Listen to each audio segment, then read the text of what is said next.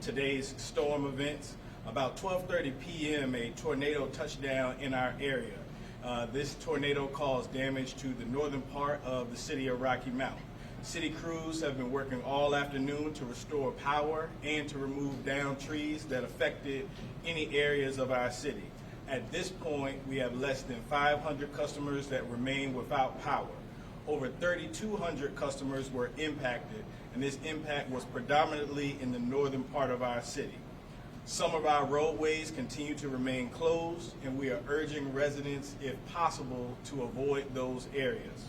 We understand that residents that live in certain areas of the city need to get into their homes, but the areas near Thomas A. Betts Parkway and in the vicinity of our Battleboro neighborhoods, if you can avoid those areas while our crews are working, that would be much appreciated. Residents are also advised that at several intersections we have inoperable traffic lights. Please treat these intersections as four-way stops. None of our city buildings or facilities sustained any structural damage. However, water and sewer services to all city customers was also not impacted. At this time, I would like to introduce our new fire chief, Chief Darvin Moore, who will share more details about the city's response this afternoon. Chief.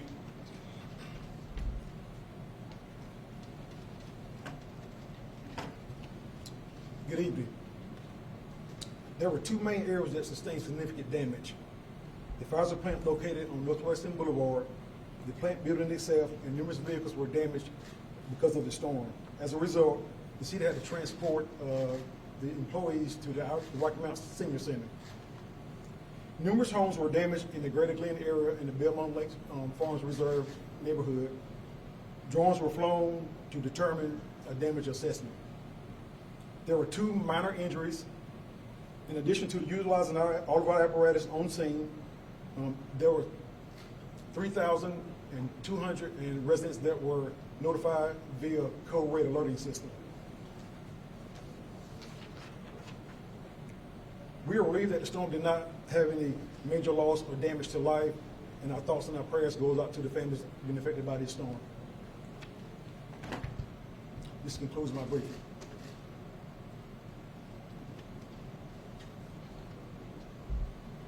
Thank you, Chief.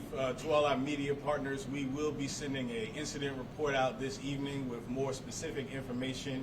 If there are any questions, the Chief and I are prepared to answer a few at this time.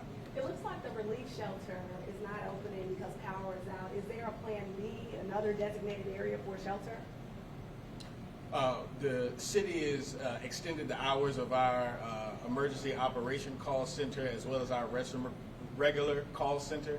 And so if residents have any questions or concerns about what to do, they can call those numbers. Our regular customer care line, the hours have been extended from 5 p.m. to 11 p.m. this evening. You'll have more information or further information about the extent of the damage to the Pfizer plant. Have you got any word that the plant is shut down and for how long and how long are they going to be out of operation? So we have direct communication with our staff at the Pfizer plant.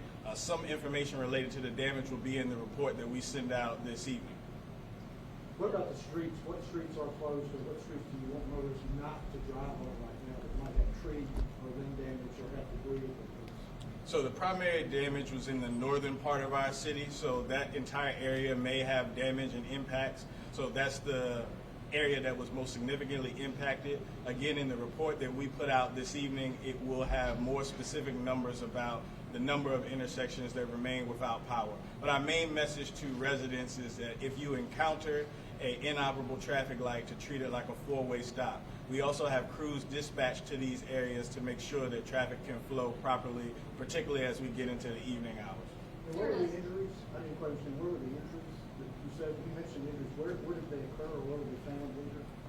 There were two minor injuries in the Belmont community area. Is there an estimate of when those traffic lights might be up and running, and kind of how long the rest of the cleanup will take?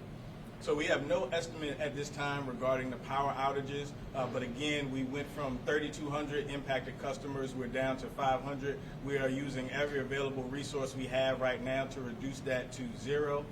So we will be working through the night and to get the power restored. This community is your home, I'm assuming the both of you. How devastating is it for you both to watch a major storm system move through this area and cause so much damage? Well, Chief, what I can say to you is that we obviously are, our thoughts and prayers are with all those impacted, including ourselves, and this is our livelihood, and so we are prepared to respond and will continue to respond, but our thoughts and prayers are certainly with our families and all those impacted. Do you have any advice, or would the chief like to offer any advice on people who may be coming that pose as repair people or want to do repairs for services, and people may end up forking over a lot of money?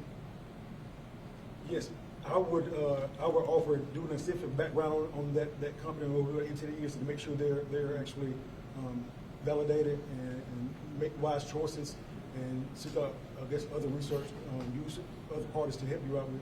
You're going to help doing your repair to any of the damage that you have. I guess also say no times you have to wait too, if you call the insurance. Thank you. Thank you.